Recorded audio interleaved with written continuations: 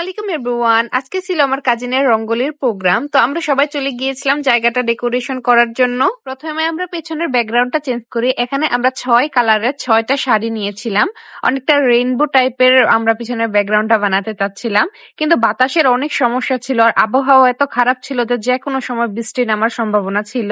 আমরা ভয়ে ভয়ে কাজ করছিলাম যে আমাদের প্রোগ্রাম মানে শেষ হতে হতে যেন বৃষ্টি পড়ে না যায়, নষ্ট হয়ে না যায়। এরকম উড়াধুরা বাতাসের জন্য শাড়িগুলো সেট হয়ে থাকছিল না, তার জন্য আমরা দড়ি দিয়ে বাঁধি, 3-4টা বাঁধ দেই যেন বাতাসের জন্য শাড়িগুলো সামনে চলে না আসে। তারপর আমরা রুম ডেকোর বিভিন্ন জিনিস দিয়ে জায়গাটা সাজাই। এই ম্যাক্সিমাম জিনিসই আমার বোনই বানাইছিল।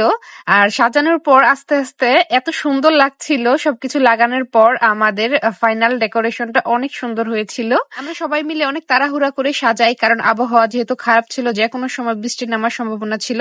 এটা মোটামুটি আমাদের ফাইনাল লুক। আমরা আমাদের ডেকোরেশন শেষ করার পর সবাই দ্রুত রেডি হতে চলে গিয়েছিলাম যেন বৃষ্টি আসার আগে আমরা প্রোগ্রাম শেষ করতে পারি।